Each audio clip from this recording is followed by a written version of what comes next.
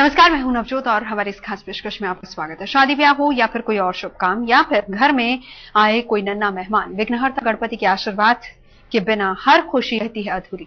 लेकिन कैसे हो गणपति प्रसन्न? कैसा हो कि अगर गणपति खुद आपके घर ही आ जाए, आपकी खुशियों में शामिल हो जाए और साथ ही साथ आपको दे दे मन चाही मुराद, यानी जो मन मांगे आप वही मुराद पा सकते हैं गणपति से। तो आज की इस खास पेशकश में हम आपको दिलवाएंगे गणपति से ही आशीर्वाद। देना हो शादी का न्योता,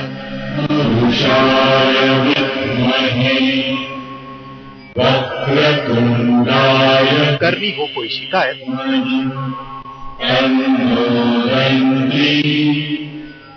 सुनाना हो अपना दुख दर्द,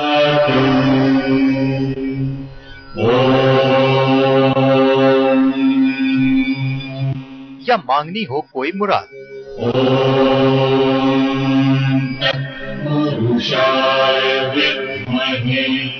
गणपति सुनते हैं हर फरियाद।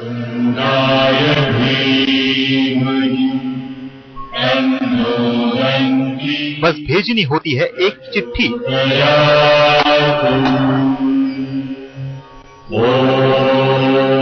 गणपति के नाम। जितेंद्र संघ प्रियंका का शुभ विवाह है, पधारो नरेंद्र कुमार गोपीलाल गोयल, संतोष कुमार शर्मा। सही सुना आपने, ये न्योता शादी का है और मौका खास हो तो मेहमान भी तो खास ही होंगे। बड़े ही प्यार और मनोहार से भक्त बापा को देते हैं शादी में आने का न्योता। दूल्हा दुल्हन को आशीर्वाद देने के लिए करते हैं निमंत्रित। प्रधान संघ ऋतु का शुभ विवाह कांतिलाल चंपालाल जी मंत्री। शादी में जाएंगे भगवान तो बाल गोपाल के मुन्नन को भला ना कैसे कह सकते हैं। नन्हे मुन्ने का जन्म हो या फिर उसका मुंडन संस्कार, घर में कोई उत्सव हो या फिर कोई त्योहार, गणपति घर पधारें, अपनी ये इच्छा भक्त इन निमंत्रण पत्रों के जरिए बापा तक पहुंचाते हैं।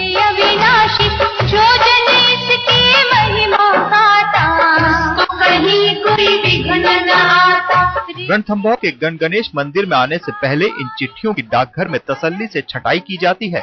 कोई शादी का निमंत्रण पत्र भेजता है तो कोई बच्चे के जन्मदिन का न्योता और कोई गणेश के नाम मनी ऑर्डर। कामना बस इतनी कि ये न्योते, ये चिट्ठियां पहुंच जाएं गणपति के दरबार में और लंबोदर सुन ले फरियाद उनकी। कहीं कोई चिट्ठी छूट न जाए, कोई कामना अधूरी न रह जाए, इस बात का डाकघर के लोग खास ध्यान रखते हैं।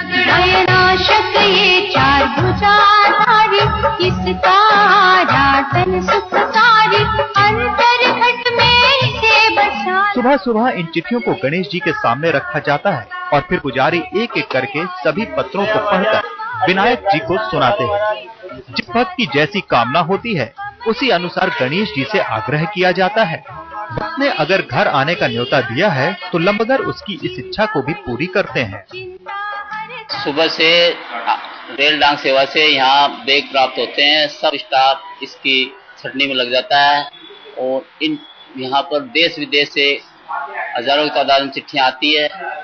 उसके बाद थैला भर के एक जो पोस्टमैन है गणेश जी को चिट्ठियाँ ले जाता है। गणपति के दरबार में अर्जियां ही नहीं आती, नवविवाहित जोड़े शादी के बाद यहाँ आकर उनसे आशीर्वाद भी लेते हैं। शादी से पहले यहाँ आकर जोड़े गणेश को अपनी खुशी में शामिल होने का न्योता देते हैं और उत्सव के संपन्न होने के बाद उन्हें विदाई भी दी जाती है। शादी का निमंत्रण देने के लिए एक खास तरह की विधि अपनाई जाती है।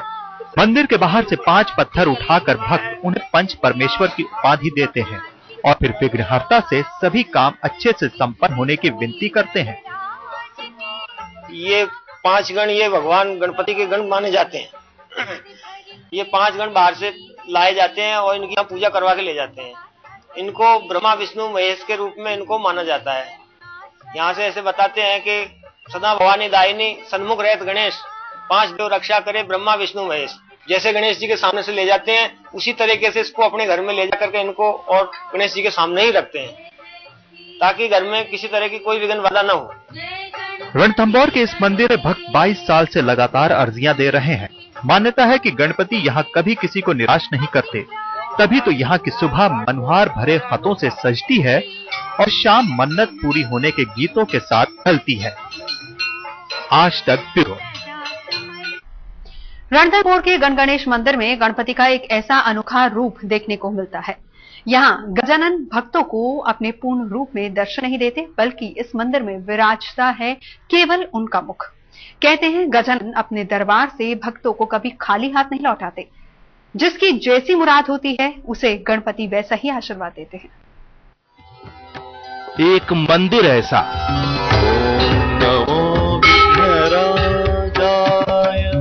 जहां झुक गया सर्वसौख्य प्रदाय अलाउद्दीन खिलजी का सिर, दुष्टारिष्ट विनाशा जहां वनराज करते हैं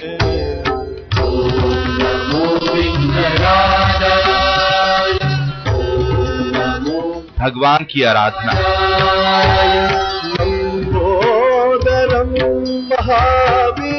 और जहां मूषक पहुंचाते हैं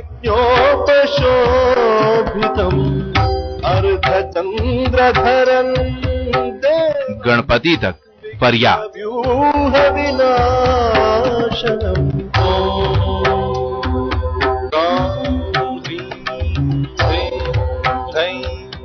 ऊंचे नीचे पथरीले रास्ते, दूर दूर तक फैली पहाड़ों और चट्टानों की सियासत, और इनमें रचता बसता आस्था और धर्म का संसार।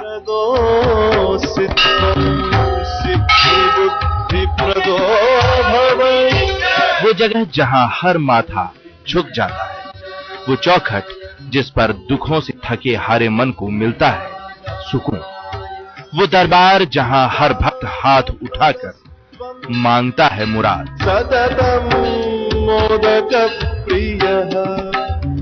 मजहब और जाति से परे गणपति के इस अनोखे मंदिर में भक्तों को गजानन और गजपीर का निराला रूप देखने को मिलता है। कहते हैं इस मंदिर की नींव द्वापर युग में रखी गई थी।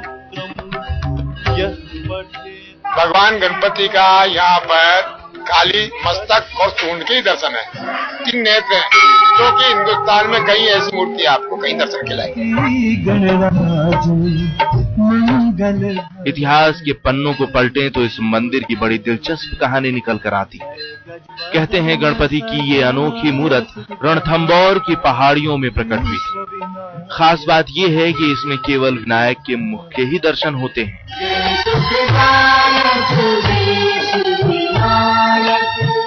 कहते हैं रणथंबोर के राजा हम्मीर गण गणेश को आराध्य मानते थे। एक बार जब अलाउद्दीन खिलजी ने रणथंबोर पर हमला कर दिया तो वो गणपति के इस मंदिर के आगे आकर नतमस्तक हो गया था और उसने इस जगह का नाम दिया गजपीर। इस किले का नाम रणथंबोर नहीं है, रणथंबोर एलिजाबेथ आने के बाद हुआ है। पुराना नाम है इसका नाम गढ़ रणत भवन। गढ़ रणत भवन से आओजी विनायक के नाम से गाई जाती है और वगैरह इसको गढ़ रणत भवन के नाम से जाता है। गण गणेश मंदिर से जुड़ी हुई एक और मान्यता है। कहते हैं यहाँ हर रोज गणपति का पहला दर्शन वनराज करते हैं। इसके बाद ही यहाँ पर पूजा अर्चना की तैयारी शुरू की जाती है। ये भी मान्यता है कि गणपति मंदिर का प्रसाद घर में रखने से चूहे नहीं आते। यही नहीं, भक्तों की मुराद को मूषक महाराज गणेश तक पहुंचाते हैं। भक्त इस मंदिर में आकर पत्थरों से छोटे छोटे घर बनाते हैं, इस यकीन के साथ कि गणेश उन्हें ऐसा ही घर बनाकर देंगे। कई भक्त तो ऐसे भी हैं जिनकी सूनी गोद में गणपति ने बच्चे की खुशियां डाल दी। पहले शादी के 1.5 साल करीब हो गया पर बच्चा नहीं हुआ था, तो हम यहाँ दर्शन के लिए आए थे। तो हमने मन्नत मांगी थी कि हमारे बच्चा हो जाएगा तो हम वापस यहाँ धोख दिलाने लाएंगे, और इसी तात्पर्य में हम यहाँ आए हैं। गण गणेश मंदिर पर हर साल भाद्र पक्ष शुक्ल चतुर्थी को मेला लगता है। वैसे तो गणेश किसी को भी निराश नहीं करते, लेकिन कहते हैं कि इस दिन जिसने गणपति की आराधना कर ली उसे लंबोदर कभी खाली हाथ नहीं भेजते। आज तक ब्यूरो। रणथंबोर को गणपति की राजधानी भी कहा जाता है। कहते हैं यहाँ के राजा को गणेश ने दर्शन देकर अपनी राजधानी बनाने का आदेश दिया था। ये भी मान्यता है कि इसी जगह पर विनायक ने रिद्धि और सिद्धि के साथ विवाह भी किया था। यही वजह है कि गणेश के मंदिर में नवविवाहित जोड़े आशीर्वाद लेने के लिए आते हैं। गणपतये नमो नमः। श्री सिद्धि विनायक नमो नमः। अष्टविनायक नमो नमः। गणपति बाप्पा मोरया।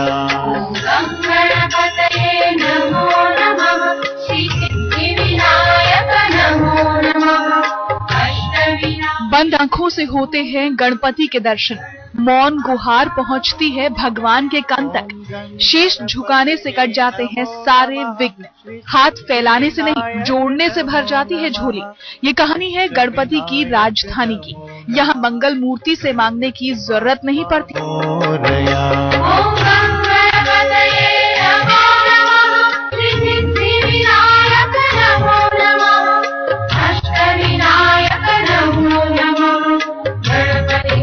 तीनों लोगों के रखवालों ने यहाँ बनाई है अपनी राजधानी। यहाँ प्रत्यक्ष विराजते हैं गणाध्यक्ष। गणपति यहाँ स्वयं सुनते हैं अपने भक्तों की विनती। संकट का संदेश हो या स्वागत का निमंत्रण, हर द्वार पर पहुंच जाते हैं लंबोदर के चरण। ना ही कभी खाली होता है गणदेव का भंडार और ना ही कभी रुकती है यहाँ मांगने वालों की भीड़। भगवान गणेश के बड़े कान हैं, इससे वो सुनते ज्यादा हैं। इनका बड़ा माथा है, जिससे सोचते ज्यादा हैं। इनका छोटा मुंह है, इसलिए बोलते कम हैं। लंबी सूंड भक्तों को सफलता पहुंचाती है। लंबोदर का बड़ा पेट पचा लेता है संसार का हर सुख और दुख।